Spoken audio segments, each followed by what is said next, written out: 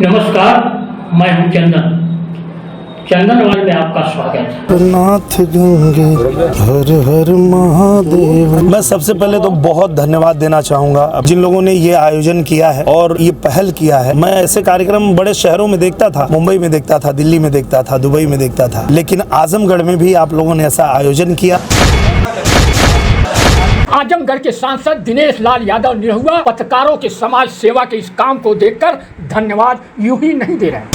वजह यह है कि द प्रेस क्लब के अध्यक्ष एस.के. सत्यन की पहल पर पत्रकारों के हित में समय समय पर इस तरह के कार्यक्रम होते रहते हैं।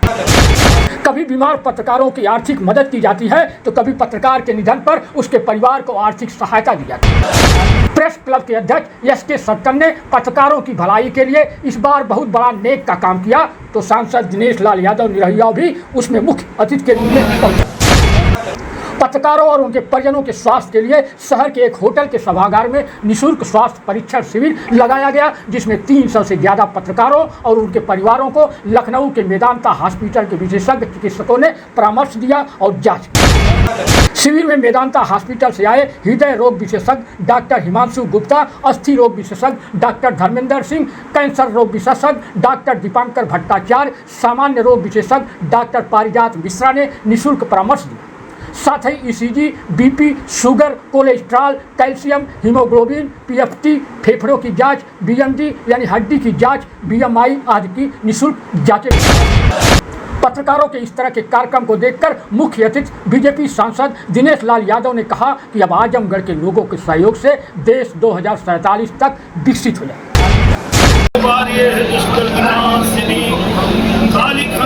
कृष्ण कपिला कपालिनी भवानी सर्वमंगले सत्सत्प्रकाशिनी हे तारिणी वरवारिणी हे भद्र कालिया, आपके चरणों में नमस्कार है हमारा इतिहासिनी। कृष्ण की बड़ी बहनों जनों ने बहिष्कार होने वाली काली विद्यावासिनी।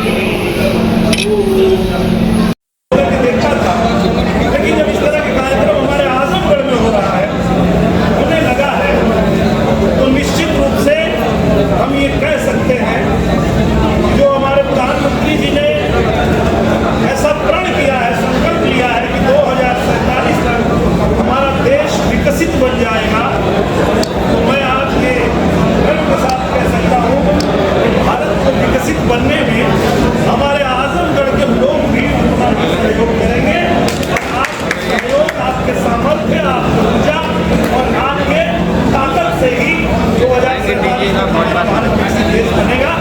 और मुंगरी हवाई पट्टी के लिए पूछ लीजिए क्या कह रहे हैं। उसी असली विकास की कड़ी तो वही है ना। पूछने में क्या कहते हैं, पूछने में क्या कहते हैं। प्रेस क्लब में आए तो इससे क्या है, प्रेस ही लोग ने पूछेंगे। हमारे बीच है, हमारे मुन्ना भैया है, हमारे दरबारी भैया है, श्याम सुंदर चौहान भैया हैं। आप सभी लोगों को बहुत बहुत धन्यवाद देते हुए और मैं अपनी शुभकामनाएं। नाथ गंगे हर हर महादेव। जी भैया, प्रेस क्लब की तरफ से ये आयोजन किया गया है, क्या कहेंगे? मैं सबसे पहले तो बहुत धन्यवाद देना चाहूँगा अपने बड़े भैया सत्यन जी को और हमारे रवि भैया को, जिन लोगों ने ये आयोजन किया है और ये पहल किया है। मैं ऐसे कार्यक्रम बड़े शहरों में देखता था, मुंबई में देखता था, दिल्ली में देखता था, दुबई में देखता था, लेकिन आजमगढ़ में भी आप लोगों ने ऐसा आयोजन किया और हमारे जितने पत्रकार बंधु हैं उनके परिवार के लिए निःशुल्क इलाज की व्यवस्था यहाँ पे आप लोगों ने कराया। मैं आज आप लोगों के माध्यम से ये भी बताना चाहूँगा कि हमारे पूज्य योगी आदित्यनाथ महाराज जी ने भी हमारे पत्रकार बंधुओं के लिए एक योजना लागू की है, जिसमें 5 लाख रुपए तक निःशुल्क उनका इलाज हो जाएगा। जैसे आयुष्मान भारत कार्ड है, वैसे ही हमारे पत्रकार बंधुओं के लिए महाराज जी ने लागू कर दिया है, दे दिया है। तो वो भी हाँ, मुख्यमंत्री जन आरोग्य कार्ड, तो उसकी सुविधा भी आपके लिए है, वो भी लाभ आप लोगों को मिलेगा। सर वो जो लोग मान्यता प्राप्त जिनको मान्यता है उन्हीं पत्रकार मान्यता तो सर कम ही लोगों का, और लोगों के लिए क्या? तो बाकी लोगों के लिए भी हो जाएगा। शुरुआत होनी चाहिए ना, एक बार कोई काम शुरू होता है तो फिर उसका विस्तार होता है, फिर करवाएंगे उसको, विस्तार होगा।